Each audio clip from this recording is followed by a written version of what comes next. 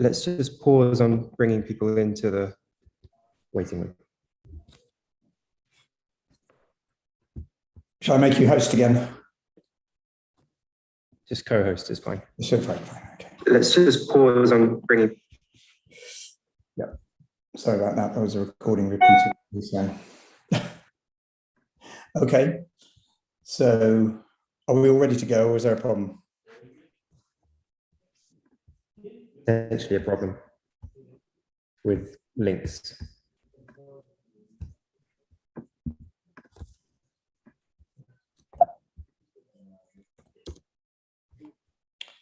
Well, whoever can hear us, are there anybody from outside listening? And we're just waiting for a few minutes before we bring everybody in and sorting out some technical hitches, of course. Hopefully we'll be starting soon.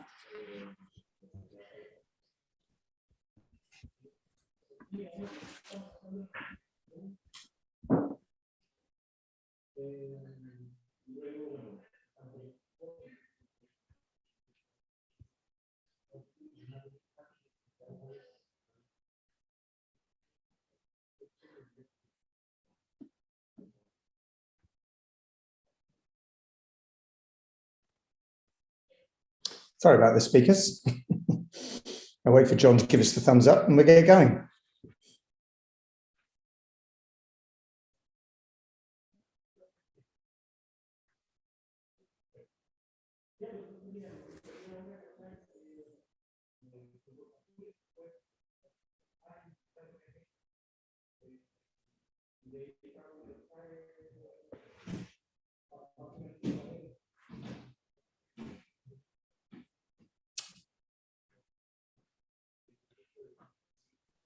We're all good. I'm going to hit the go button. All right, well done. Thank you very much. I was beginning to worry there. Great.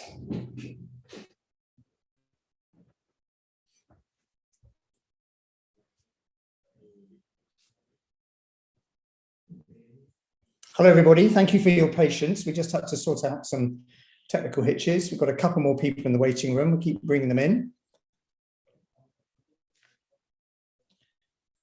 And we'll be shortly starting our last session of this conference for the RCA Service Design 2022 show called Reset. Just give it another minute or so while people join.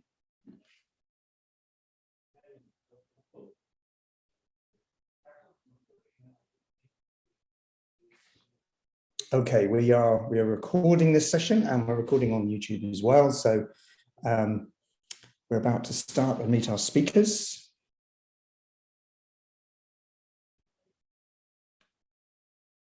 And let's get it underway now. Okay, so again, welcome to Reset RCA Service Design. I'll say that again. Welcome to Reset, the show of the RCA Service Design cohort of 2022, and this, the last event in our two-day conference across the different themes that we've been exploring here at the RCA. My name's Clive Grenier. I'm the head of program for service design here at the Royal College. This has been my first actual physical show because obviously over the last 2 years or so we've been challenged by pandemic conditions, and we're living in a slightly hybrid world now. We have a physical show that is called Reset, and this is the last day. We're open tonight till officially last entry 8, but closing at 9. So if anyone's in the vicinity of Kensington, then come down to the Royal College of Art, come into the main building, and you'll find the Reset show there waiting for you. And we're looking forward to celebrating the end of the show. So we have been running a series of events, of which this is the last, around the 7 different themes that you see in the show. 43 projects, 73 students, covering projects clustered around well-being and health, spaces, how we use the space around us, commerce that we will be kicking off today with, community, and for the planet, which the second half of today's session will be about, reset for learning and reset for workplaces. The name Reset came from the students as we do indeed reframe and reset the world around us. And there's never been greater demand for service design. The interest in our students, the roles of our alumni as they graduate is expanding all the time as the world begins to realize that our services need to be designed, that we need more innovative, creative solutions to a lot of the, excuse me, new challenges we have. One second. As we reframe the world. Now, clearly my voice is going as I've been talking too much. Excuse me, swigging in the background.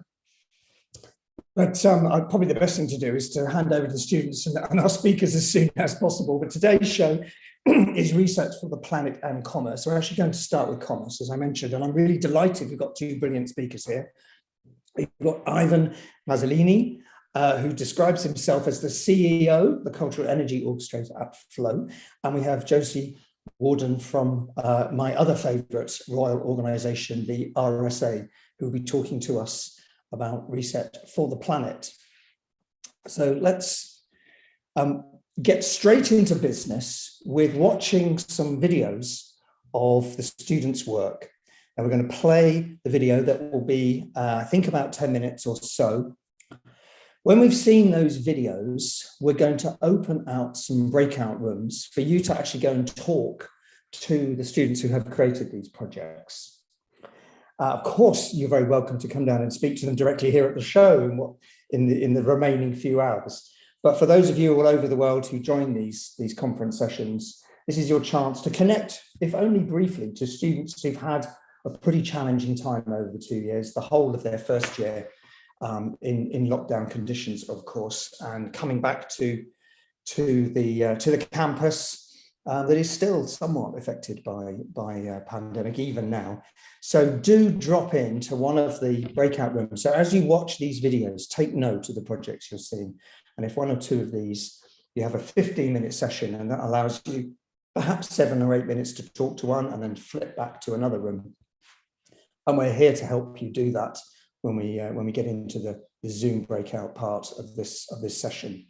So I'm going to press play, and I want you to sit back and enjoy the work of cohort 2022 service design students around commerce.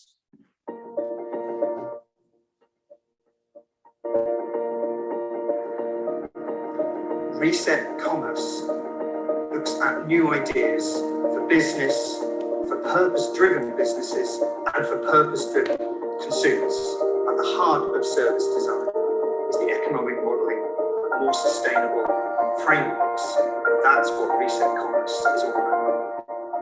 Hi, I'm Kerstin. My project Incubator is a pre-incubation service that helps experienced entrepreneurs match with the right incubation program in order to extract the most value from incubators and create their unique entrepreneurial pathway.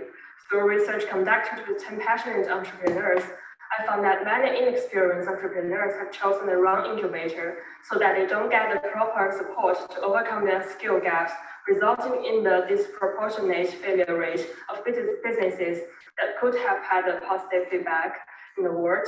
So Palmer will help them by having a pre-incubation session. The incubator delivers service through a set of events and a platform that consists of skill training, network building, a matchmaking system, and a warm-up incubation trial. It involves stakeholders earlier in the process to help inexperienced entrepreneurs transition from individual to entrepreneurial status, create their unique entrepreneurial pathway, and prepare mentally and skillfully for the potential problems of identity transition and uncertainty of the entrepreneurial journey. The mission is shape passionate innovators as prepared entrepreneurs.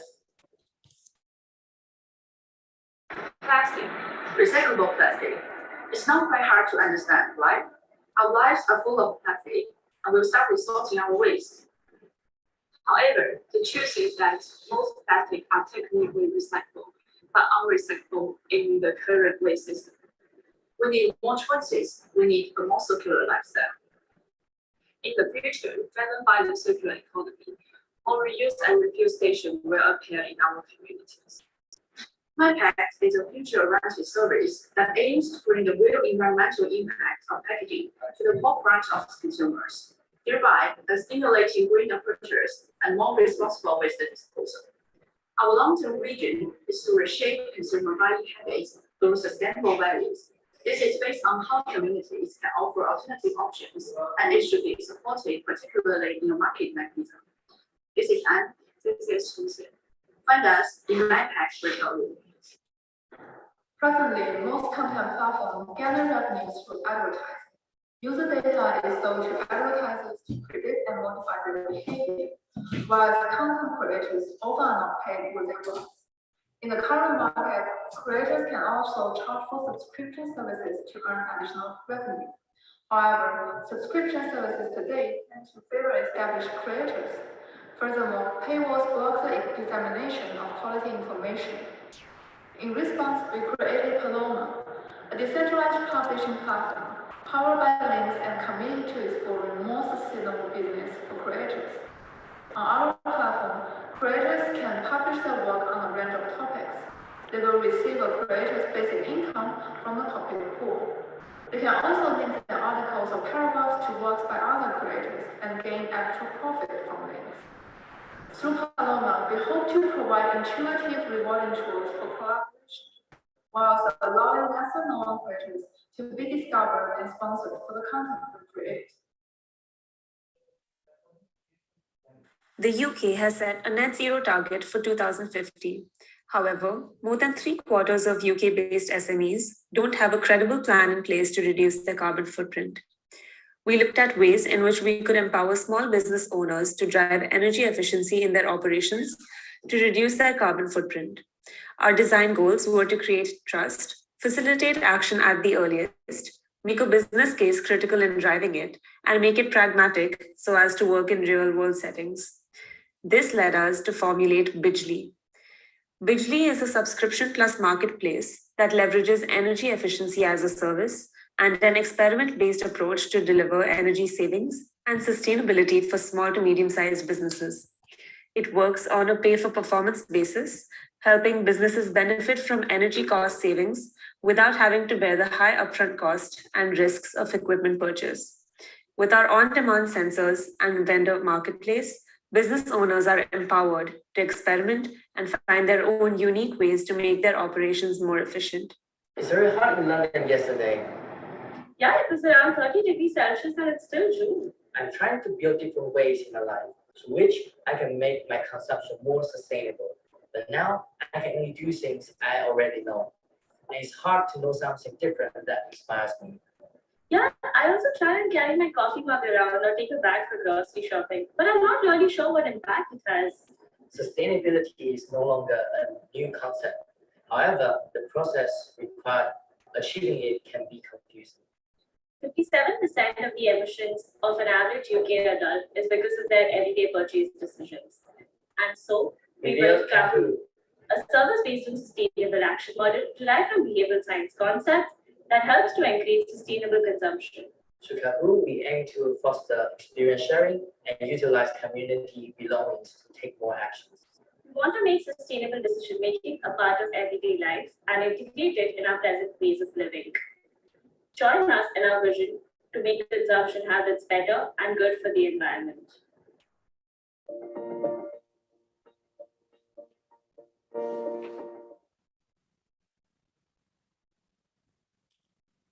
So there you have it. Let me stop sharing for one moment so we can all see each other. Projects that look at the future of the web, projects that build in different business models around sustainability, energy reduction in SMEs, just another set of incredibly diverse projects that we've been seeing right across this show from the students of this year's cohort. So now this is your chance to go and have a chat with them. We'd really love you to do that, even if it's to talk about what you do a little bit and talk about what commerce and business challenges and new business models you might be looking for, and even how that's going to help you be more sustainable. The two seem to be merging together, which is why this event has been joined together. So you're going to be invited to join breakout rooms, and in the bottom of your Zoom screen, you will see 4 little squares with breakout rooms on them. And if you open that up, you will see the names, I hope, of the different projects. If you scroll down, you'll see Linkubator, MyPact, Palomar, Bilgi, and Kahoo. Brief reminder there, Linkubator looks at how people get into improving people's chances of getting into the right incubator entrepreneurially. MyPact looks at plastic packaging and a systemic way of reducing the impact of that. Palomar looks at Web 3.0 content and how we're going to pay and distribute content. And Bilgely, excuse me, has worked with SMEs to incentivize them to actually care about reducing their carbon zero, if only for economic reasons. And there at the end, you have Kahoo looking at more sustainable consumer practices. All the outputs of incredible work, incredible workshops, incredible research. So I do encourage you to go and see. Hopefully you can now pick a project and click on join, and you will all disappear into your projects, I hope. And talk to the people who are there. So the rooms will be opened any second, and you'll all disappear there. If you need some hand getting into a room or just want to chat with me, then I'll be here to help you as well. Great, over to you guys. Make people disappear.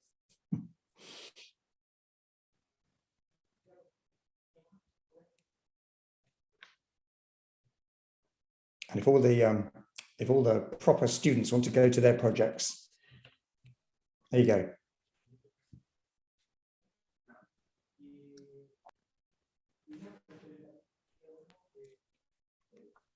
I think there's a technical issue, so People not getting a sign. we don't see the breakout room. The project rooms, if you click on the breakout rooms and you scroll down, they're right at the bottom. Got it, So got it. when you click on breakout, you see all the people who are not in the room. Thanks, Ivan. And I made that mistake as well. I thought, hang on a minute. But right down the bottom there, you see each of those projects, and then you can click on join.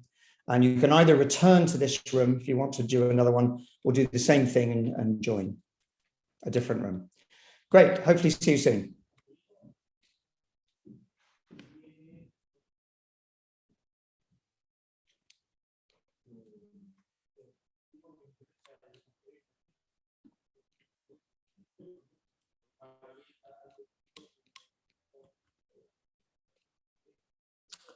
Hello, Michael Thompson, how are you? Oh, he's gone. Where'd he go? I'm going to find him. So are we just with students now? Oh, sure.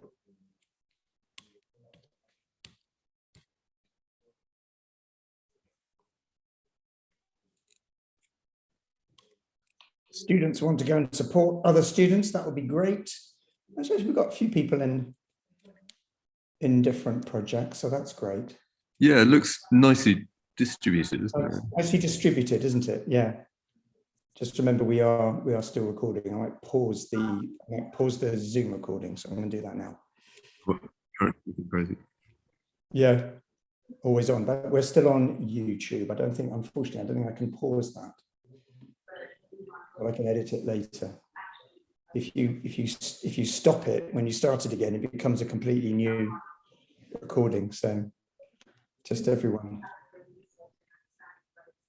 remember that the world is watching. We hope. Well, I'm going to go and join. Yeah, go and have a little chat around. Thank you.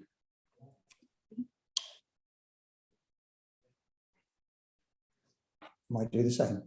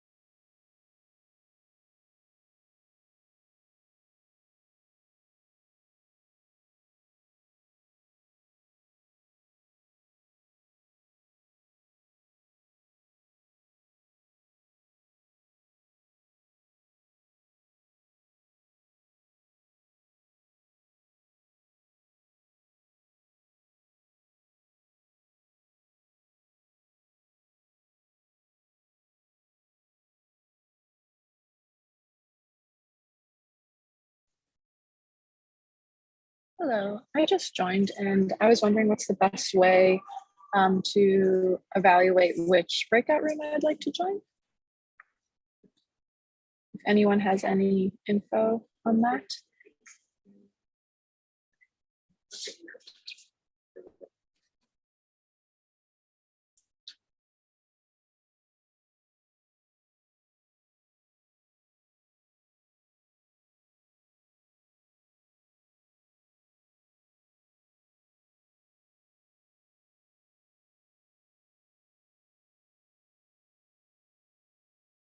Say another 4 minutes. Yeah, okay.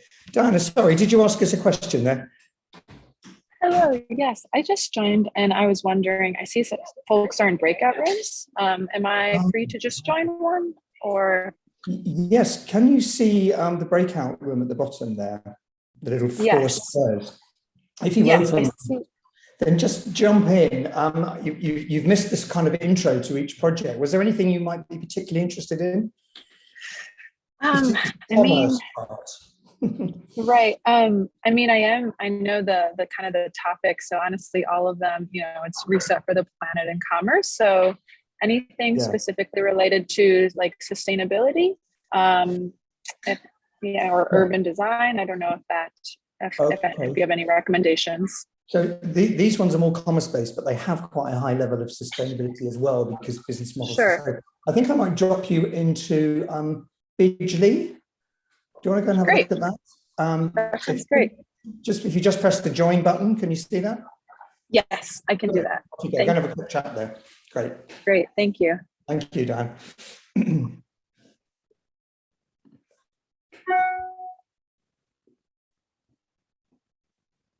So, hello, John. I don't know if you heard that. Yes. We had a late comer to the party, so I put her into a party room. Great. So let's her just have a few minutes, I think. So when you say we're over scheduled, sorry, was that my fault? No, it's fine. The breakout rooms have a 2 minutes and 45 seconds left, so we'll just give them a warning in a bit and just. We'll jump straight into. So then it'll be Ivan, won't it? Yeah. Yes. Yeah. Right. So we'll tee that up. So I'll just get my deck sorted.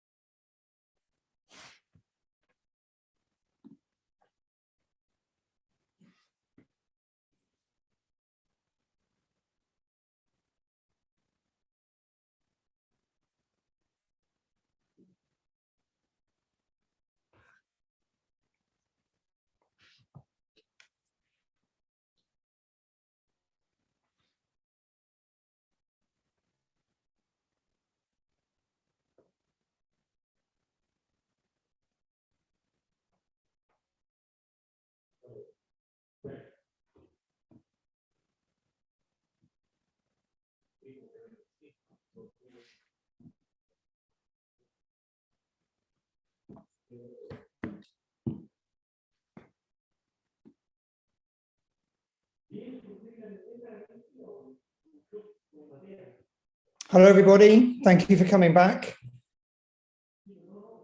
Just wait till everybody's here. Hopefully, I think we've got everyone back now. Oh, no, wait a while. Lovely to see you, Michael. Thank you for dropping in. Let's see, just waiting for a few people who are still in rooms. Let's make sure we got everybody back before I keep going.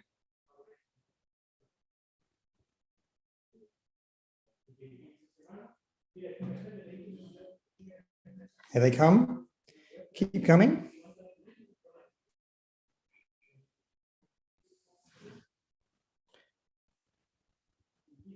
I hope none of you speak Spanish. I've got my Chilean colleague next door. We have very thin walls in this office. So he's having a very energetic call to Chile. But I shall speak over him. Thank you very much. I think I can still see, let's have a look. Have we got everyone back now? Hopefully we have. Difficult for me to see. Am I getting a thumbs up from anybody? John, have we got everyone back? I think we have. Good. Let's hope we have. Thank you, John. Thank you. So great. So I hope you enjoyed that. Thank you very much. I dropped into a few sessions and heard some great conversations. And now it's time to join our speaker. So let me share my slides once again and introduce you to Ivan Mazolini, who is CEO or Cultural Energy Orchestrator of Flow. Now, those of you who don't know Flow, they are an Italian startup bank based in Milan. I'm sure Ivan's going to tell us all about them, but they have been described as one of the most ethical and innovative of banks that we've yet had, and they're about enjoying life, basically, as well as saving and using your money. So I'm really excited to hear from Ivan. We're going to have a talk for about 15 minutes or so. So I'll let you know, Ivan, as time goes on, as we get near the end of that. I'm going to stop sharing and say a big, big welcome to Ivan. Hello. Thank you, Clive, and good afternoon to everybody. It's a big pleasure to be here with you, first of all, because the entire economy needs to be reframed and redesigned around not just people considered as consumer, but instead of we need to design based on life. So life-based design, because otherwise we can't have a broad perspective in terms of impact, and every single designer needs to be so sensitive, so sensible to the impact that any kind of reflection and decision in designing and developing and delivering a product and or a service, every single our decision are going to impact real life moments and real human being and or animals and or plants and ecosystem and so on. So instead of being consumer centric or people centric, I would like to kindly suggest to broad and expand the point of view, the consideration. As a flowy is quite uncommon banks, because we are a benefit organization. What's the meaning of benefit organization? As any like of financial organization, we are, and we stand for profit. Our owner and the unique major shareholder is Banca Mediolanum Group, is the fifth bank in Italy, and probably the most advanced in the private landscape. And but at the same time, or in parallel, as a benefit organization, we declared in our constitution our social impact, the social impact we aim to pursue, and our aim is to empower people to live a meaningful, sustainable, and happy life. So there's 3 or 4 major concepts there. The one is the verb, to empower. To empower is to give freedom, choice, autonomy, independence. So to give more power to the people, to become better people, and then we go back to this concept. Meaningful. There's no happy life that is our ultimate goal. Aristotle, the Greek philosopher, questioned several times around the mystery and the ultimate goal of the entire humanity. There's no poor people, rich people, any single person on the planet would like to achieve and consider the concept to achieve happiness. Happiness is not an ultimate state, is a sort of journey. And the real and authentic happiness is not a life without obstacle or challenges, but is exactly the opposite. A human, the long-lasting, the authentic and long-lasting happiness, a human being is perceiving and living and feeling when he's able to overcome an obstacle. So when a human being is perceiving that has not the control, but the skills, the autonomy to overcome a challenge or an obstacle.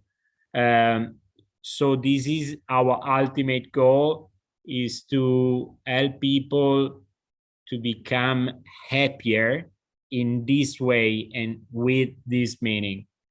It's really important to conduct a conscious, meaningful life. This is the concept of the ikigai. Is a Japanese word. Japanese language is the only one with one single word, and the meaning of ikigai is scope of life, your reason to live. Every single person that has a meaningful, a scope of life is a person that has there's studies and research, there's a strong correlation between having a meaning in life and your level of happiness. So basically, the ikigai has 4 dimensions: what you really love, what you are good at doing, what they are paying you for something, doing something, and last but not least, the 4th dimension is what the world needs. So a person really centered or well balanced between the 4 major dimensions, so in the sweet spot, is a person really fulfilled, and last but not least, really happy, because it has a strong sense of meaning. We talked about sustainable life. There's 2 main dimensions. Sustainability is about your personal life, and there's several dimensions. So need to be sustainable on an emotional level, economical level, and in terms of time also. So need to be sustainable for you as a person, but at the same time need to be your life, need to be sustainable also for the society and the planet. So person, people, and planet, the 3P, the three major dimension of the ESG. So basically how Flowey is doing this. So we simplified, we worked, obviously we are an app-based banking and financial services, but on top of being a benefit organization, we are certified B Corp.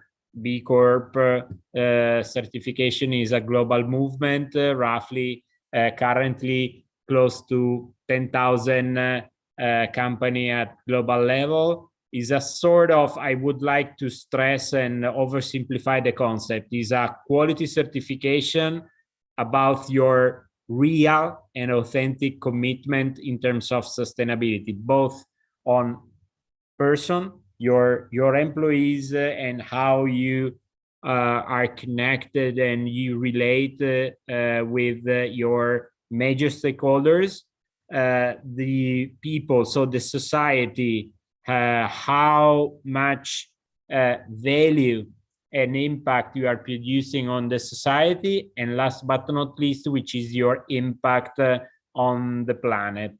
Last but not least, Flowey is also the unique financial player in Italy that is carbon neutral from the beginning. So we assessed our carbon footprint to run our business, and we compensate the CO2 emission. On top of this, recently, a couple of months ago, we introduced the scope 2 and 3 in terms of compensation.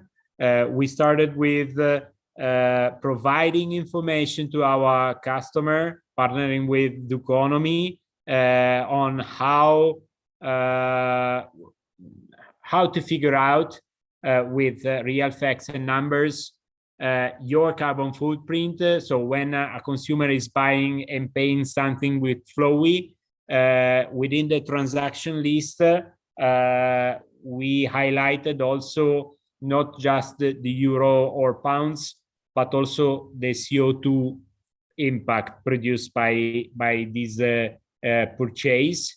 In a future, we would like to explore also the possibility to nudging you, providing a smart and greener option to your what you both. And right now we introduced, because we aim to become not just carbon neutral, but carbon negative, the first organization in Italy to become carbon negative. So for every 100 transaction, no matter which customer is contributing to reaching 100 transaction, for every 100 card Flowey card transaction, we are planting a tree in Guatemala with our strategic partner Zero CO2, that is an ONLUS, working very closely to the Guatemala communities, and we donate to the community trees, and we are educating the community to taking care of the trees, to nurture them, and also how to kick off a very small business selling fruits and vegetables that are on top of their local and current consumption. So this is in a super nutshell what Flowey is doing right now. That's awesome. Thank you, Ivan. We've already had a question saying, you sound awesome. Can we get it in the UK? We are considering, in fact, you are right. We conducted with the Copenhagen Institute of Interaction Design a global research around sustainability. We found that Gen Y, Gen Z are really concerned, serious and concerned. The biggest nightmare, especially for Gen Z, is not the pandemic condition, is not the economy or the labor market and other stuff. For the Gen Z is the environmental crisis. Can you see the point?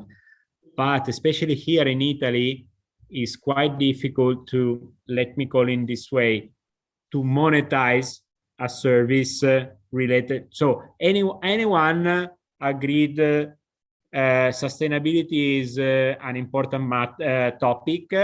No one is liking to pay more or having a subscription, a price to have a service that is not just a classical payment system, payment service, but is the greener, because currently there's no anyone else is doing what we are doing. So is a challenge, especially here in Italy. We think that UK for sure, but also Nordic, starting from Denmark till Norway, Sweden, and other countries, really advanced on a culture, not only from an economical point of view. They have good GDPs, they have good wages, average, but they have a cultural elevation that are really conscious about the topic, and they are also eager to have this kind of services.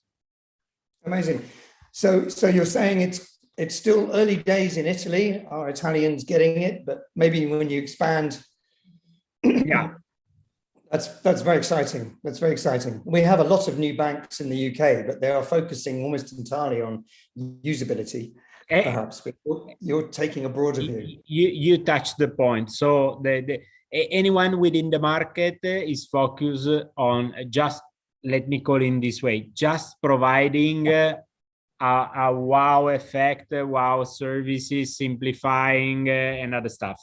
Yeah. But I think that reframing, we need altogether to completely reframe the concept of the economy. That's why we invented the concept better being economy. So the economy of improvement, person, people, and planet. And because we truly believe that better people are going to create a better world. It's not the opposite. It's not the equivalent, the opposite. Can you see the point? If anyone would like just to attack the globe, the world, to changing it, there is no UNICEF, there's no global organization capable of changing the global status quo. We strongly believe, due probably to the fact that I worked 10 years at Microsoft, that upgrading the software of every single human being, at the end of the upgrade, you are going to achieve an upgrade of the world. I love it. I love it. I just quickly mention an anecdote, and please, if anyone's got any more questions, either jump in or put something in the chat. And we've got a few minutes for questions before we move on to the next segment. But so back in January, we had our work in progress show, and we had Lord John Bird, who started The Big Issue, a street magazine for homeless people. And he came and saw what we were doing here and realized that we were redesigning thinking. And I thought, yeah, that's great, actually. I like that. Let's redesign thinking. So what you call an upgrade, we're calling redesigning thinking. So, exactly. Making better decisions. Any other questions anybody's got out there? Oh, someone else that says, would you like to do a project with us at the RCA? That's a great question. we can talk about it. Yeah. And I would like just to share another hint. Is necessary because anyone on the planet is just talking about sustainability. So a big challenge, and especially for a bank, is not quite common that a bank is planting trees in Guatemala and other stuff. So it is really challenging, and there's no consumer trust within financial brands. So you choose a bank not because you love the bank, Clive. It's just because you are used to have a bank, and someone also has faced bad behaviors from the banks, pushing so hard you to invest in a risky way, or not giving you the right amount of money when you face the difficult moments and so on. So there's no a good reputation around banking brands. Imagine saying, I'm a bank, but a completely new bank because I'm Benefit, B Corp, carbon neutral, and I'm planting tree in Guatemala that is the probably is the house of narcos. Can you see? Right. Yes. Okay. So an alternative. Yeah. So I didn't consider properly those challenges. Okay. Right now, we are in a recovery mode.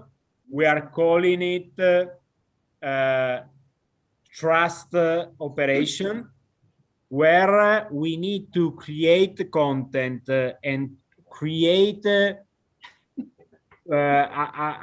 very crystal view transparency mode. And we invited also real customer content creators in Guatemala to directly see what we are doing, because we need to create an authentic bond in terms of trust with the people. We're going to have to stop there, I'm afraid. We've got to go on to our next speaker, but I just want to thank you, Ivan, for an inspirational talk and answering some questions. We'd love to keep the conversation open with you. We've been working on the concept of happiness, interestingly, and I'd love you to come. I'd love to share your thoughts on that as you did earlier on. Can I ask everyone to put their hands together, even in this virtual world, to thank Ivan for a great talk. Thank you very, very much. I really hope we'll be seeing more of you, but thank you so much for joining us. Right, well, let me just go on to the second half. I'm going to share my screen again. If you have time at the end. Because oh, somebody could go on mute. That would be great. Thank you. Good. Okay, so that was the commerce part. We'd now like to talk about the planet. And what we're going to do is we're going to show the video now. Now, someone else has got that video.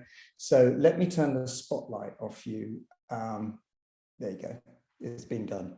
So get ready for the video and see the next work out of the students. Reset for the planet, probably our most important topic of this Reset Class of 2022 show, looking at how service designers can prepare themselves for the challenges of looking after the environment through to how we recycle footballs and football boots. Challenging, brilliant, interesting projects for a livable planet, how we can reset it. Hello, I'm Jai. I'm Natsumi. We aim to transform consumer shopping habits from overconsumption to living only with their favorites. We focus on young couples under their 30s who start to live together in London and need to update their way of choosing things with their partner. Many couples experience conflicts to choose home products such as sofa, coffee table, cups, dishes, and so on. Fabi Home is a couples platform to choosing favorite home product. At first, couples take over 12 value tests to understand each other's mindset when choosing home products. After that, we offer an online session with a trained facilitator and various events so that users can enjoy choosing their favorite things. We propose the concept of our service to a real estate agency and we will test future prototypes with them. Talk to us if you are interested in the quality of life for individuals and the sustainability of the planet. See you! This project tackles a massive landfill for the environmentally sustainable future. Font Size is a platform where you can sell very teeny tiny ordinary items. Although the basic function is a marketplace, but it is designed to encourage less consumption. The main feature is it learns your shopping habit by collecting your shopping data and gives you advice or suggestion on how many you buy. Inclusivity was the key. The aim was to include every minority groups to the service. I'm not only talking about the people of different ages, but also every lifestyle and every items as well. Therefore, thanks to Team Linker, multiple technologies were considered for the inclusivity. One UK household produces 400 kilograms of waste every year. If your font size reduced by only 1%, think about the impact. Thank you.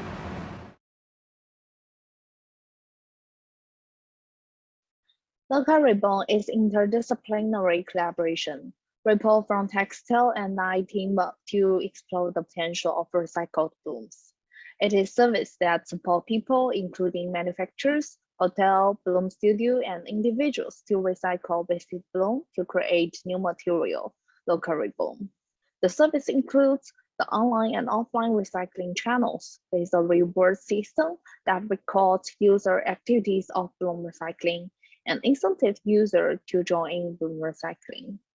We provide the color customization service that enhances the product's added value and the user experience. Also, we host some events where people can experience creation from wasted bloom so that they can better understand the value of bloom recycling. By 2050, as much as 12 billion tons of waste will have accumulated in landfills or the natural environment. We all know we have more to do. My project aims to pave the way for a more sustainable and circular future through football. So why football? The football industry is driven by a linear take-make-waste model. Every year, boots and training gear are thrown away due to lack of resources, wear and tear, and overflowing donation lines. This project is very close to my heart. I played football for 15 years of my life and later went to work for a professional football club called Inter Miami CF. I thought, what better way to tackle the waste crisis than through football, the world's most inclusive sport. My service is called Reboot, Football Waste Management for the Circular Economy. Unlike what currently exists, Reboot is a waste management service that will partner with leading entities to create and implement a closed-loop recycling system for professional football clubs and athletes of all levels. Reboot takes football waste, such as worn-out footballs, plastic cones, and football boots, and recycles it into secondary raw materials that will then go back into the design of new boots and football equipment.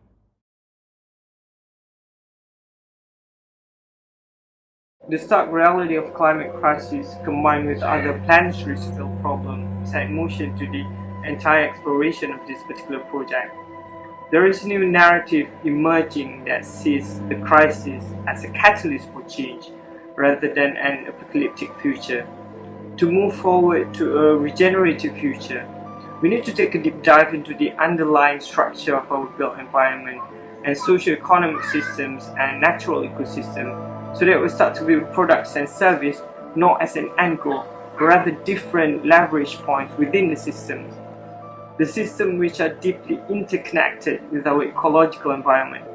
Sphera, which stands for Service Futures Empowering Reflective Action, is a service design learning hub that offers reflective tools for a regenerative future.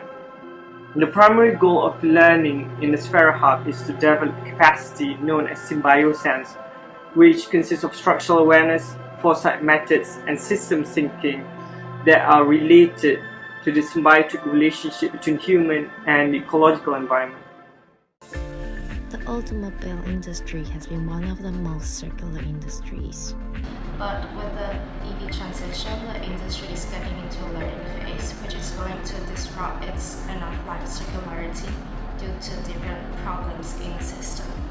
So there is an immediate need for the industry to shift its productions from being more human-centered to designing for the product lifetime and its end-of-life. We deeply explored the material decision-making process during the design stage, and one of the main challenges faced was prioritizing and balancing different sustainability targets like carbon zero goals, recyclability, ethical sourcing, and so on. Any small bias decision can create environmentally harmful causal loops, often uncovered during the design phase. Spiral is an AI-based service that helps EV manufacturers to prioritize different sustainability targets and make circular material decisions during the automobile design and concept development phase. The automotive industry is a complex system which involves various stakeholders with different requirements and needs. Spiral connects them together to create multi-sided benefits for business and the planet.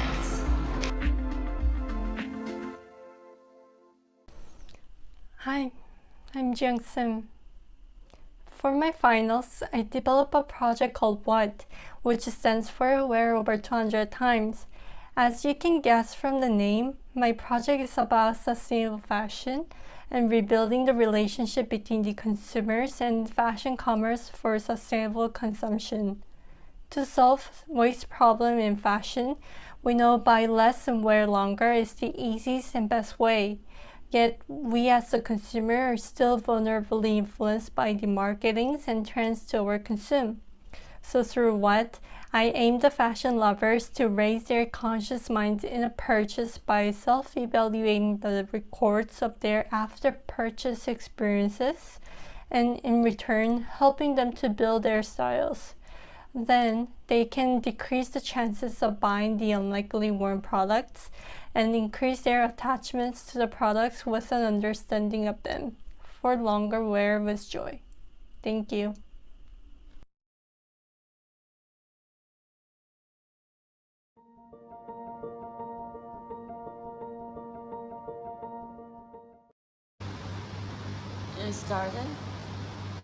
Okay, so there you have it.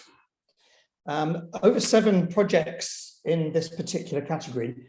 We don't have all the students actually present on this show, but I will remind you, and I'll remind you at the end, there is a website, a department website, rcaservicedesign.com, nice simple URL.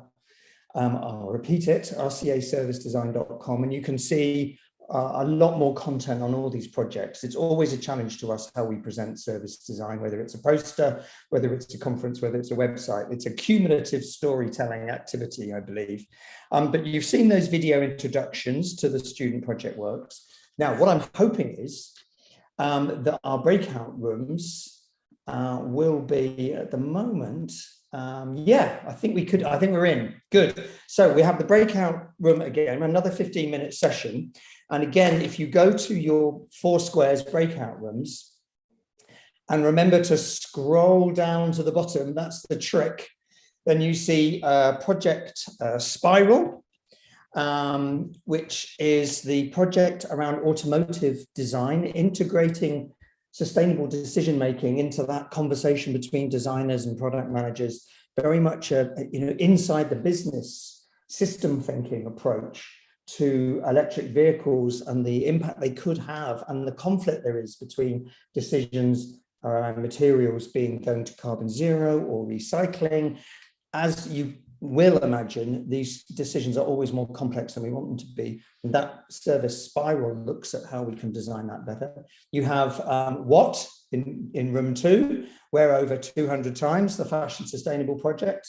You have Loca Reboon, which is an extraordinary project around recycling balloons, which in the Chinese context, the huge celebrations that go on there, that, hello, Sanjay, you just popped up on the screen. I'll spotlight myself and see if I can, here we go, that's going to be me. There I am. And Project Loca Reboon is an absolutely inspiring project working with a textile student about the enormous number of balloons that get thrown away after celebrations in cultures like Chinese culture, and reusing those to create something of great beauty that can in its own right be recycled as well. And then we have Favi Home, and I'm just trying to remember which project Favi Home was actually. Who's in that project? Oh, Natsumi. So that's a project that's looking at how people, when they cohabitate, quite literally throw half their stuff away. So how do they make better choices? And of course, they buy new things for their homes. So it's focused in on a particular life moment where actually quite a lot of environmental damage can happen or not. You can retain those goods as you move into a different world of cohabitating together. So fascinating projects, all of them. I hope you can remember them. But as I say, pop into the rooms, have a chat with these students. They really deserve it. Thanks for hanging on. And we'll do that for 15 minutes, and then we'll be inviting Jessie back from the RSA to give us her talk and a little Q&A, and we'll be over for this very last session of the conference of the Reset 2020 show. So John, somebody, Vicky, do your magic, make everyone disappear, and go and have a talk to the students. Thank you so much.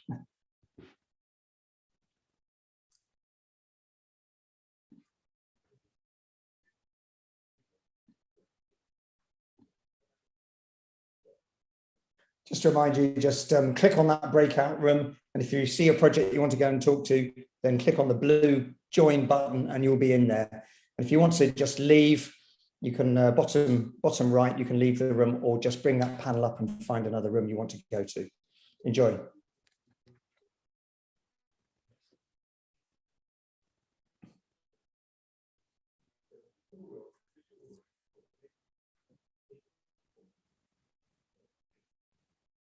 Okay, looks pretty good. I think someone needs to go and talk to poor old Ji Yong. She looks a bit on her own.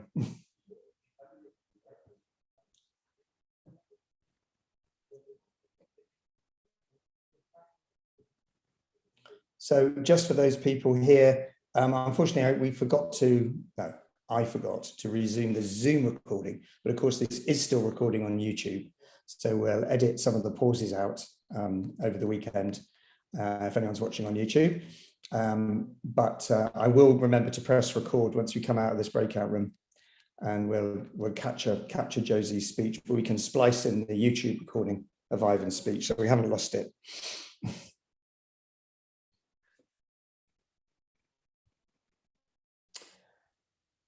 Good. How are we doing? We've got 10 minutes left on that breakout room. Richard, do you want to go traveling? Yes, I'm probably going to end up in what, I think. I think that will be a wise choice. See you soon.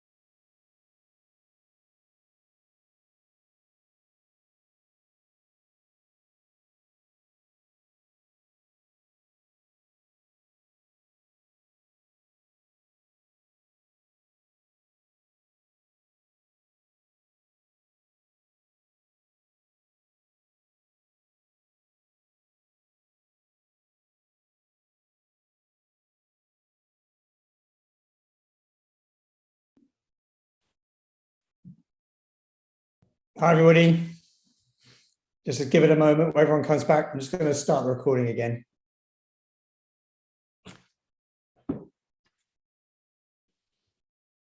Still got a few rooms to close, I think. So at a certain point, I should see that everybody's back. I can hear conversations still going on in the other rooms around me, so bear with, bear with.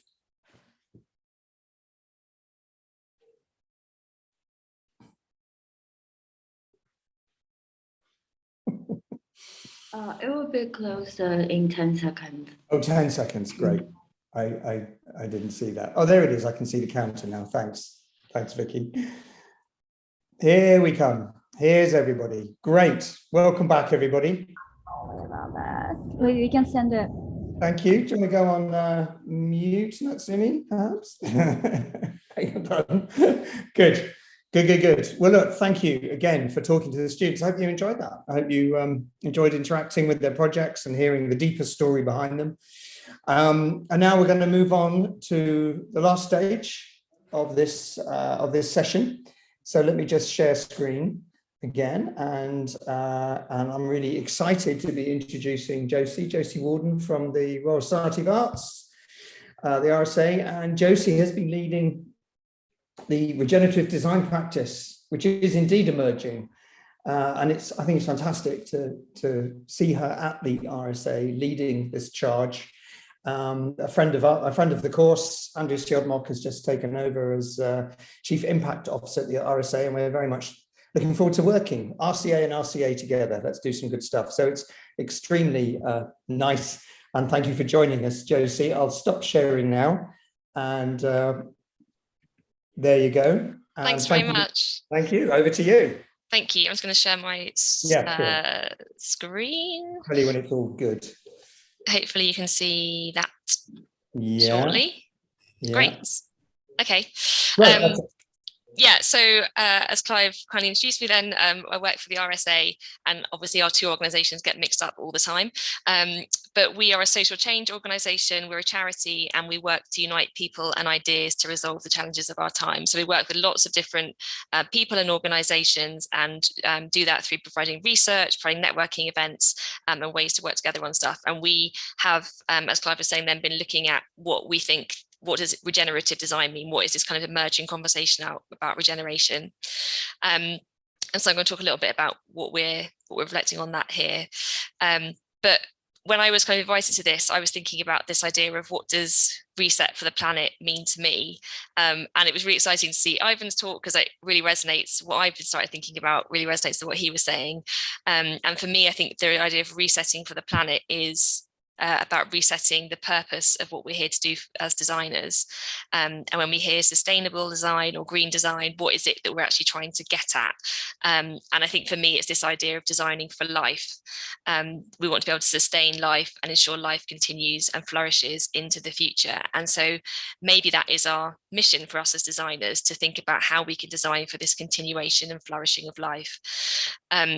And that's obviously human life and all the human communities, but also extending way beyond that into all the different species, plants, animals, birds, fish, mammals, insects, microbes, ecosystems, bioregions that exist on this planet. And we know that we're incredibly lucky to be on this planet in the solar system. It's kind of unique because of its ability to sustain life.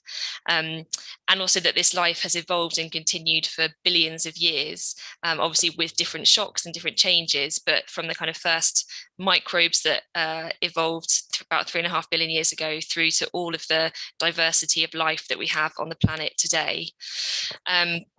And I was reflecting on, well, if we're not designing for life as designers, what are we doing? And is it designing not for life or designing for not the continuation of life, which seems like a crazy kind of idea or reflection. But actually, if you think about it, often that has been what we've been doing in design. And we have obviously now human-induced climate change, biodiversity loss, increasing landscape degradation, etc. And work of designers has often kind of contributed to that, whether that's through the amount of waste that we've produced or through the resources that have been extracted, through the energy and the kind of fuels that we've used.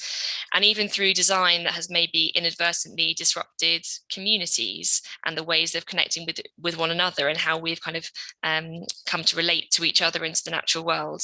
So thinking like, actually, how can we shift? What is that reset to design for life, and what does it require of us as designers?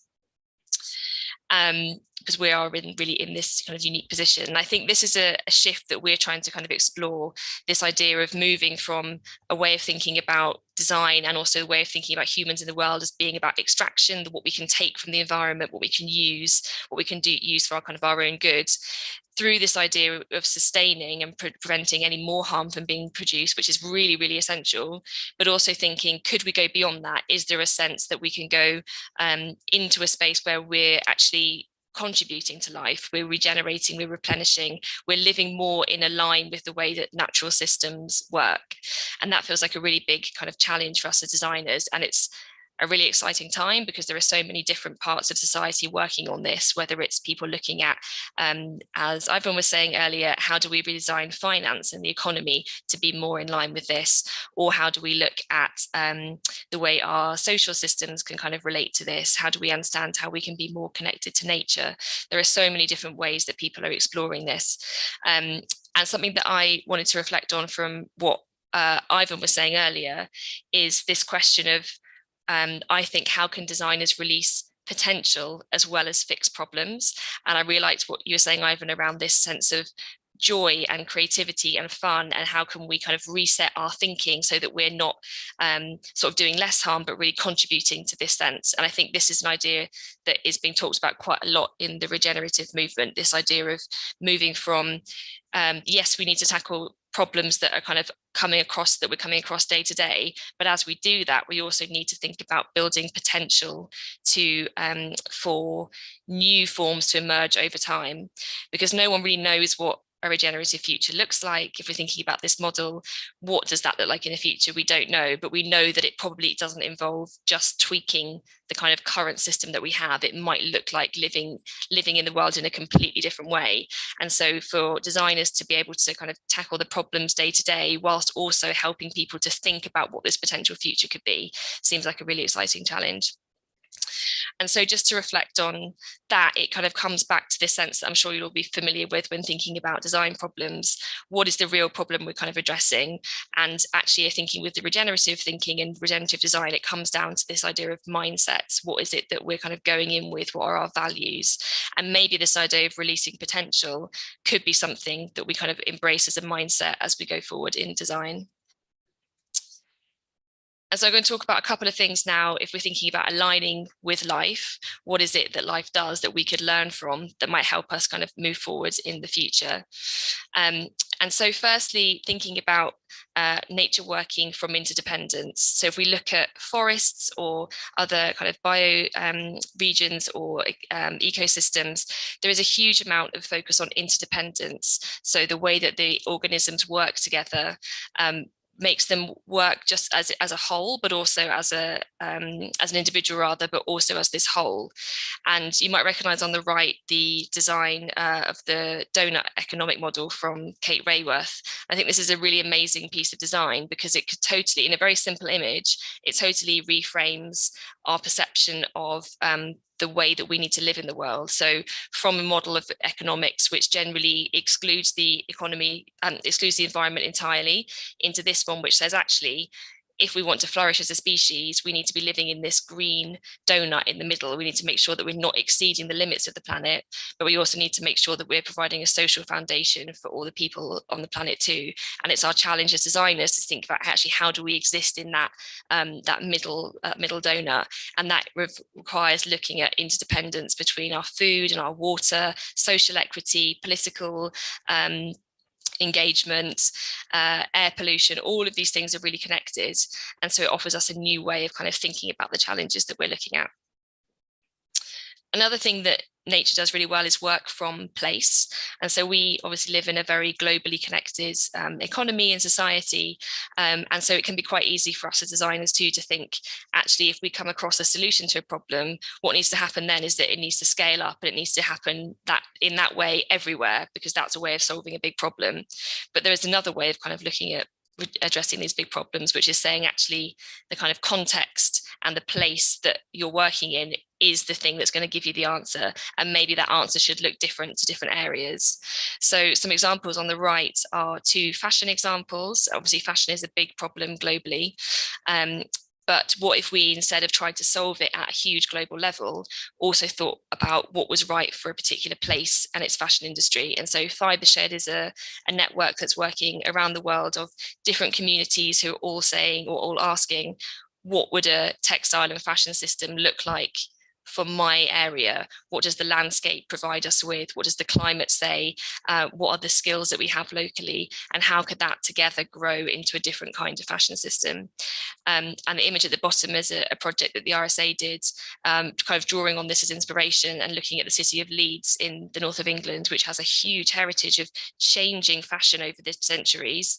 And saying today, actually, what could the role of this city be in creating a new system? And that's again that sense of looking at potential. What could happen here? What could be this role in changing the future?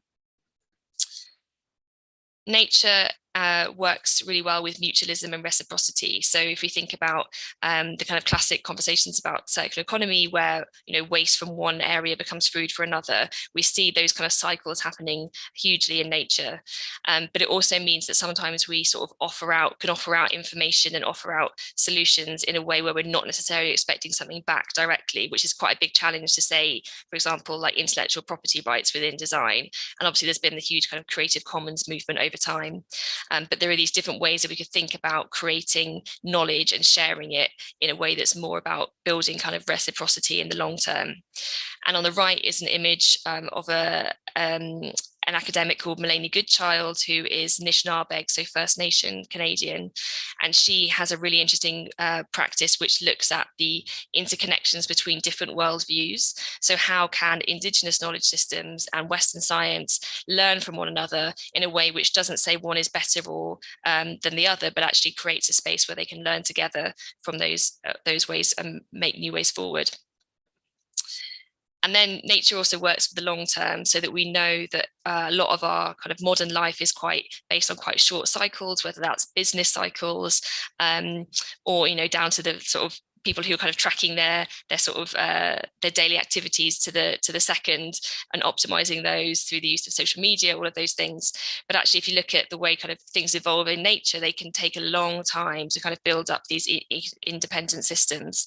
And so an image on the right is the work of the Future Generations Commission in Wales, which is saying actually we know that as policymakers we're only really focused on the short term. So this is a design intervention in a way to say actually how as policymakers can we make sure that we're thinking about the longer term future when we're starting to put things into practice. And this is one around designing for evolution and adaptation. So again, as designers, we can be quite good at fixing problems that arise in the short term, but also when we're thinking about this transition to a regenerative future, we know that there's going to be continued changes over time. We don't know, for example, exactly how climate change is going to hit different communities, but we probably know that there is going to be change, and change that we can't foresee. So when we're designing interventions, we need to be thinking, yes, how can we fix something in the short term, but also how can we ensure that can evolve over time? And so an example here is on the right, a project called Raise the Roof, which is in the southwest of England, which is looking to find ways of housing people in the local community because they have a big housing shortage. But by doing that, also building connections between the housing, the skills development in the local area. So how can communities build better skills so that they can kind of evolve those and build new businesses over time? How can they connect to the local landscape? So thinking about how there is a huge push to grow trees currently to absorb carbon, but actually if those trees aren't managed well over time, then they're not going to provide that kind of resource. So how can we think about building also a timber industry that can service the local towns, that can build those skills? And so all of these things together are trying to build that ecosystem where actually the purpose of the project is to build the skills of the people who are involved in it over the long term, so that as these changes come down the line, the community is stronger, their skills have been strengthened, and in the short term, they're kind of creating the solutions to the challenges that they're facing today. And I'm going to skip a couple onto this one, which is coming back to Ivan's piece around designing for circulation. And this is an example of another bank in the UK that's trying to be set up at the moment, which is a bank that's focused on a regional area. So not trying to service the whole of the UK, but just one particular region. And when we think about designing for circulation, we often think about resources. How can we move resources around, which is really important. But there are other things that we need, other flows that we need to help society move differently. And that can be finance. At the moment, it's very hard for local businesses to get finance. It can be hard for local communities to access banking services, with banks being taken off the high street, etc. So this bank the purpose of it is to actually really just serve that local community, to find what's right for them, to help them have access and to create those financial flows in the local community for things to evolve over time.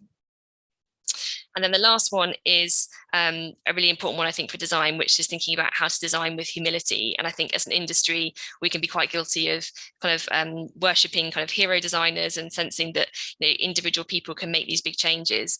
But actually, when we're thinking about moving into this future, we really don't know what's going to work. We don't know who's going to find the solutions, who's going to have the right answers. So really, it's about kind of humility of being able to bring lots of people to the table, the designer being able to facilitate and support others to make connections, to build their capabilities and to find solutions over time. And that particularly includes learning from many different communities and many different perspectives, because we know, for example, that a lot of Indigenous communities, a lot of wisdom traditions in all kinds of cultures have these really strong roots in designing for life. But we need to find ways that we can bring all of those people to the table and really listen and learn from different cultures and different ways of thinking too.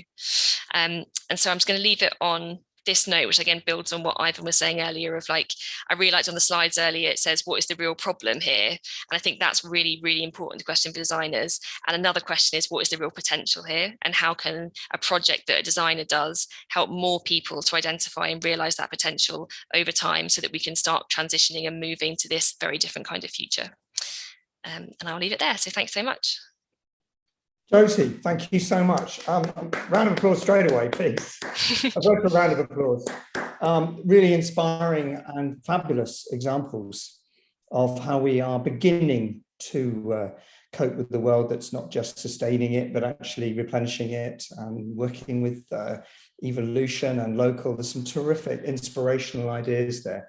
Now, please, students, everybody on this call, give me your questions or thoughts on Josie's talk. I mean, we have over the last couple of years worked with some organizations on Replenish while you're thinking of your questions. That's really quite a different model, isn't it? That is something where we actually start to give back. What have you seen that's inspired you in that particular area, Josie? Or what tips do you have about how you think we might start to address that? Yeah, I think that there are so many things happening, and I think that's part of the first thing to recognize too, is that through the work that we're seeing here, but through loads of other places too, people are working on these challenges, and so often it's about then joining the dots between things, because I think that's also something that when I was talking about scale earlier, we often think about scale as being like, how do we find a solution and scale it up, which sometimes is the right answer, but there are other ways to scale these things too. And it might just be through connecting people to learn from one another, to take that inspiration. And so I think the spaces that I think are really interesting are where they're trying to bring people from different disciplines together. So the example I gave there of Melanie is, and her work is I think super interesting, because it's things that maybe sometimes have a tension between them, but if you can bring those together, same with like Ivan's work on finance too, to bring that into the finance conversation is really exciting, because it kind of makes people think differently about things. Fantastic, thank you. And a good friend of the course, Sanjay Khanna, hello Sanjay, great to see you, has given us a question. How does intergenerational justice fit into your framing? Yeah, really good question. I think this is a big challenge for all of the kind of conversations around climate, for example, at the moment. We're not just thinking about what works for people today, but what works for that longer term. And I think that's been at the root of sustainability, people recognizing that they want not just today to be okay, but it for the longer term too. But we don't often have the mechanisms in place for that to be a reality. And even if it's a kind of aspiration, it doesn't necessarily come through in practice. So I think that's where things like the Future Generations Act in Wales is really interesting, because it's a model of how in our kind of current system can we start bringing things in that mean that people today are at least beginning to be held account for what happens in the longer term. And I guess we can imagine that could happen through lots of different things, through kind of younger people being involved more closely in democracy, but also through interventions that can kind of get policymakers or designers or other people to like stretch their time horizons and think about what it might mean in the longer term. But it feels like a really, essential kind of question, and would love to see how people can kind of bring that into their work too. Yes, thank you, Josie. Sanjay's actually got another question as well. He's good at questions, Sanjay, about the challenge that the natural world is no longer working the way it worked before. That moves the goalposts. You know, we had an impact, and we have to accept that, I guess. Yeah, that's a really interesting reflection. And I think we often hear this. We'll probably have heard a lot around kind of conversations about rewilding. For example, how could you make a landscape rewilded back as it was? But then the question always is, well, what was it before? And in a way, there isn't really a before. Like, the world has always been evolving and changing, a lot slower probably than it has been through our impact. But I think the interesting thing with regeneration is thinking about not necessarily going back to the way something was, but how can we learn from those patterns to move forward? And it's definitely true that, we can look at, for example, the kind of birds in our back garden in the last 20 years and think, oh, things have changed, but they might have changed a huge amount before then as well, that we just aren't aware of.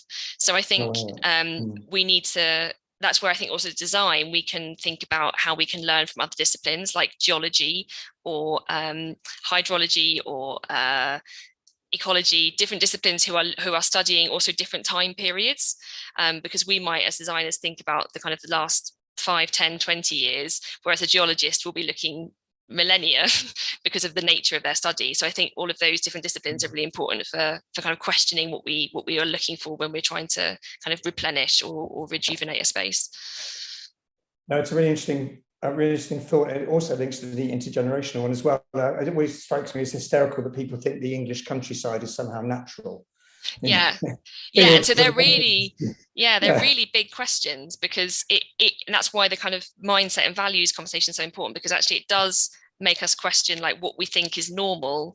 Is that actually, has that always been the case? If not, how do we handle change happening over time? Because we know change is going to happen from kind of climate impacts, and that's actually a really emotional thing to handle as well. So how can designers help people to sort of think about those different potential ways of seeing the world around us? And please do jump in with questions, everybody. Otherwise, I'm just going to keep asking them. But we have been running a research project called Nature's Way, and seeing people mowing down rewilded public spaces, for example, because they don't think it looks nice, it's not neat anymore. So the public perceptions of what that is. Could I ask Ivan a question around the finance side? So I think what he was saying about finance is, it is one of the biggest sort of opportunities and also barriers to sort of changing the way we do stuff. I wonder, how do you think finance kind of relates to the natural world, and other ways that finance could kind of learn from fitting in with ecosystems? I think that is a really interesting kind of area, because at the moment it kind of acts separately, and that we imagine that we can keep growing in a particular way, and maybe that's not how a lot of systems work in nature. Oh, really, really great question. So first of all, I'll try to start with a very basic concept. So we can consider finance as a sort of glue of the entire economy, or the blood in our organism. So without it, nothing works. Can you see? So that's the reason why it's so central to infuse designing for life principle and mindset within the financial industry. Otherwise, financial industry could be a very powerful acceleration of the regeneration movement. Can you see the point? That's the reason why we are saying to our Flowme, so the people are using Flowy. If you are going to reframe your purchase action, not just as you are paying for something, so you are putting out from your pocket or leaving out from your pocket money, but you are expressing your vote. Can you see? Buying a product A instead of buying a product B is not just a matter of money or saving. You are voting. You are voting with something really valuable, not just checking a vote in the politician votes or other stuff that is not costing you nothing. You are paying and giving out away your money and choosing a product B. You are voting, you are saying to the entire economy that brand A, product B is better than the rest. Can you see? So we need to educate ourselves within this kind of perspective. When we are buying something, we are voting for not just the current economy, but for the future economy. On top of this, how finance, related to your question, could be more inspired by nature? This is a really powerful. I don't have a quick or immediate answer to your question because it's a really powerful question. But just reflecting on it, everything in nature is an exchange, because everything is interconnected. The nature doesn't have just a single key elements expressing the value. We forced our economy to the currency, to the money, because before the money was invented, there's the how to say in English, baratto, the exchange was barter, maybe. Barter, exactly, the barter. Okay, so probably I don't want to force to exit from the currency economy, the currency-based economy, but we need to reflect and rethink about the concept of value. There's different degrees of value, and we are just considering one single point of view of value, that is money, currency, and other stuff. Ivan, can I, and Josie, if you don't mind, there's a question for Ivan from Matthew Gardner earlier on that I missed, saying, and I hope it relates to this topic, have you found that the green finance environment in Europe has matured over the past few years? And has this been helpful to your growth? Also, has your market presence catalyzed more utility in green finance markets in Europe? Hi, that's another really important question, because I think that hopefully also thanks to your work, your current work, the Royal and the others educators are doing, and most of all the students are going to do in a next future, jumping into the economy and into the organization, we are shifting or we are evolving. It's not it's just I can say a beginner situation. So there's a lot to do more, and there's a huge gap between what the people are talking about or they are considering important. There's a huge gap with what they are effectively and concretely doing in their life. So we need to find a way to accelerate the switch from value.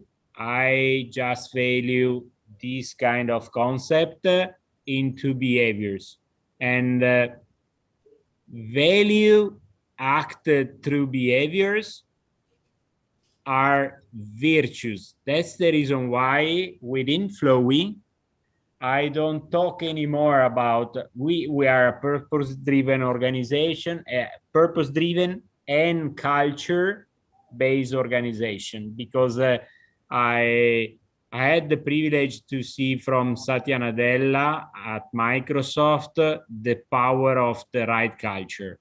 If that's the reason why I called myself not chief, but cultural, and culture create energy, and everything within the universe, already Einstein said, is energy.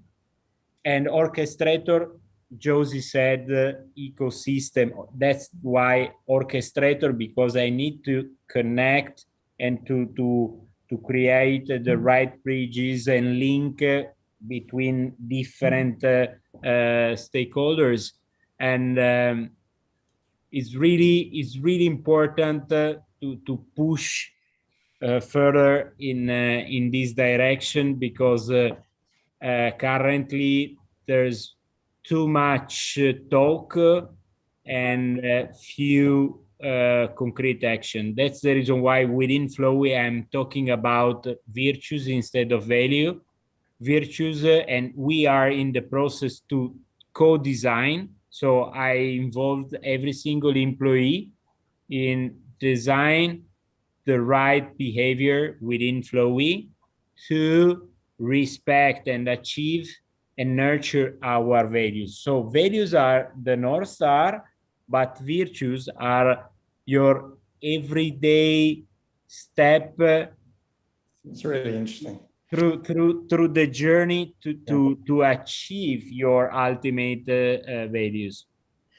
We could probably go on all night. We're not going to do that, but I am going to, Josie, you just made this point in the chat about value. So I'd love to just come back to you on that, but also to wind up, Josie, once you've done that, if you could both give the students a tip for this new world that they're entering and their values and virtues, perhaps, we would greatly appreciate it. And then we'll finish off. But Josie, this point about value being so important, I think you're absolutely right.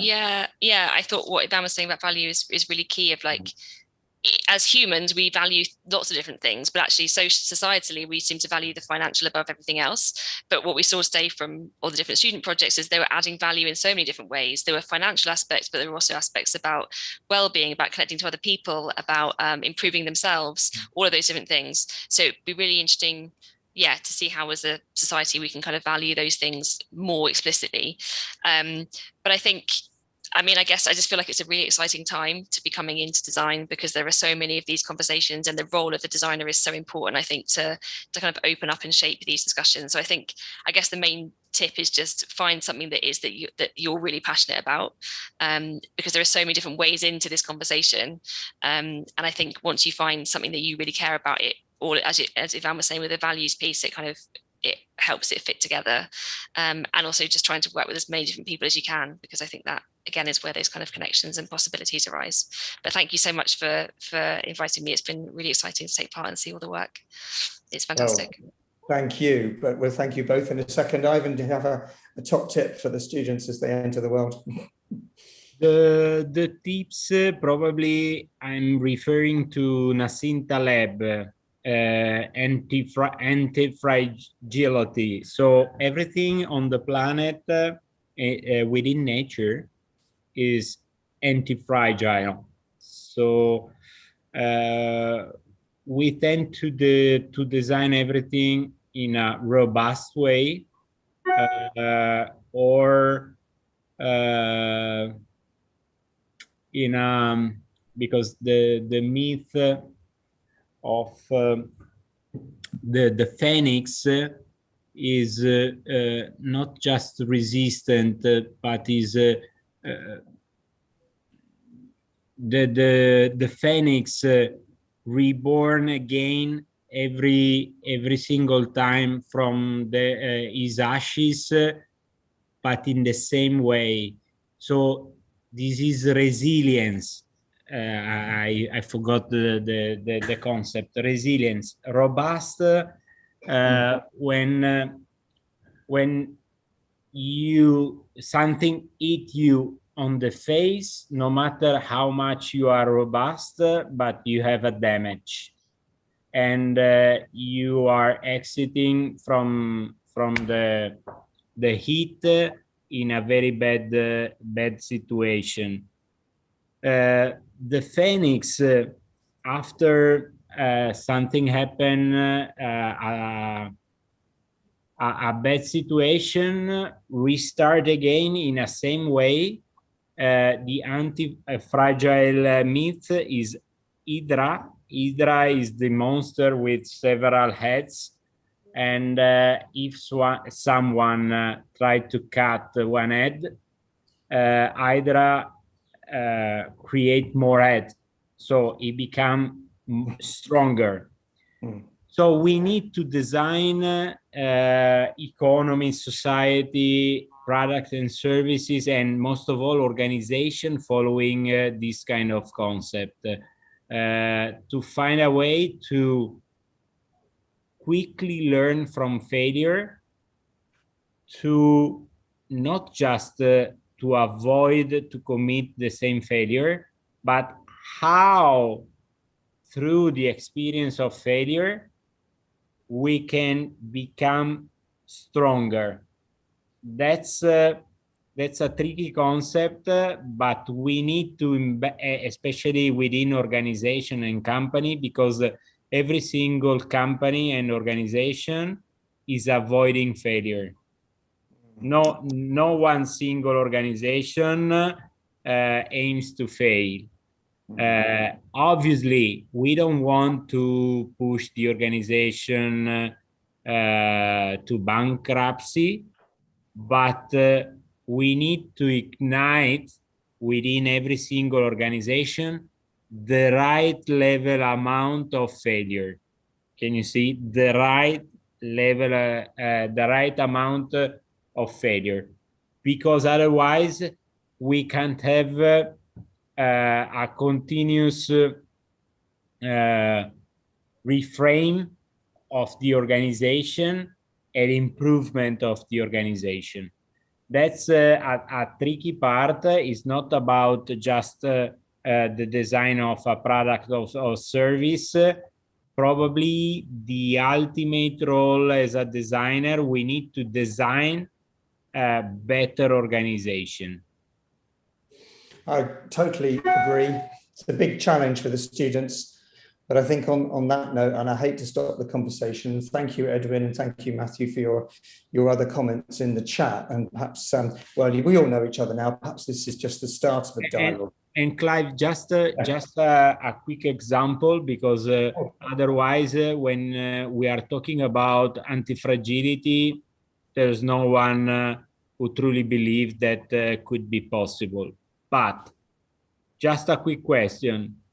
Do you know why Amazon is capitalized as it is on the market right now? It's not about the fact, it's not related to the fact that is a paramount and giant e-commerce with logistic and other stuff, is related to cloud services. Okay, and do you know why Amazon decided to jump in and to create AWS, Amazon Web Services? Because close to December 2005, Amazon has a big problem, probably close to 2 days of big failures, because the e-commerce Christmas period started to kick off and Amazon was not ready on a technical side in terms of right amount of server capacity and other stuff.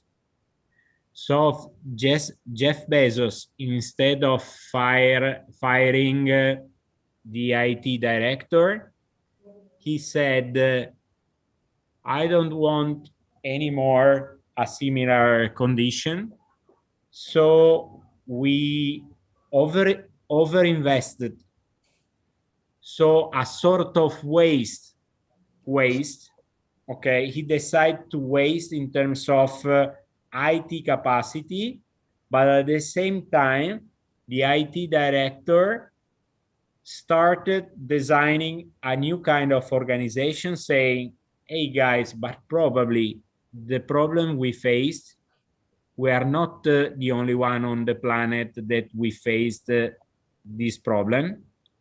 So we can translate and transform our waste, IT waste, to create the overcapacity to face the next growth, okay? And we redesigned the entire organization to provide this kind of capability and knowledge to the rest of the small medium businesses. I get it. That's the concept of anti-fragility, to transform a shock, a negative shock, into a point of strength. Fantastic. Great anecdote. I didn't know that. Thank you. I think that that is a good place to stop. We have an undercapacity of time, if I can be corny, and you've been with us for a long time. Thank you very much. I mean, it might not have been obvious at the start of this session, the link between commerce and planet, but I think it has been made extremely obvious, actually. And at the core of service design is always going to be new business models and new value exchanges and new purposes. So very quickly, I'm just going to flash on the screen to remind you, you have been watching the amazing Ivan and the amazing Josie. A big round of applause for them, please. Thank you again for two really inspirational talks. In the dying seconds, can I remind you that there is this website where you can see all 43 projects. And in fact, this website has been set up when I joined 3 years ago as an archive of all the student projects. And certainly that we've shown publicly. So please do explore that at your will. It's about them. This was Monday outside the Albert Hall. I'm about to say goodbye for the last time as they go off into the world. There are huge challenges ahead. They will need resilience. They will need creativity. They will need guile. But they all have a passion and a sense of purpose to take the tools and the behavior that they gain during their time at the RCA to lead from within, to create new solutions. It's going to be a tough ride. It always is as a service designer. Nobody knows what we really do. But wish them good luck. Thank you for engaging with them over this period of time this afternoon. They really appreciate it. We've got a couple of hours left of our show. And stick with the RCA Service Design. We have a fantastic YouTube channel. Every event, every speaker we put out into the world so that people can embrace what we do. We have our Twitter and our Instagram posts as well. It just leaves me to say a huge thank you to everybody, students, amazing speakers, people who come and joined us today. Thank you so much. This is just the beginning of a conversation, I think, of how we reframe and redesign our future. And say adieu and see you soon, a bientôt, to our amazing students. So thanks again. It's been an amazing few days. I'm about ready to go and have a lie down after a stiff drink. But thanks to all the team as well behind the scenes who made this come together. Thanks so much, everybody. Have a good evening, and we hope to see you soon. Thank you, Josie. Thank you, Ivan.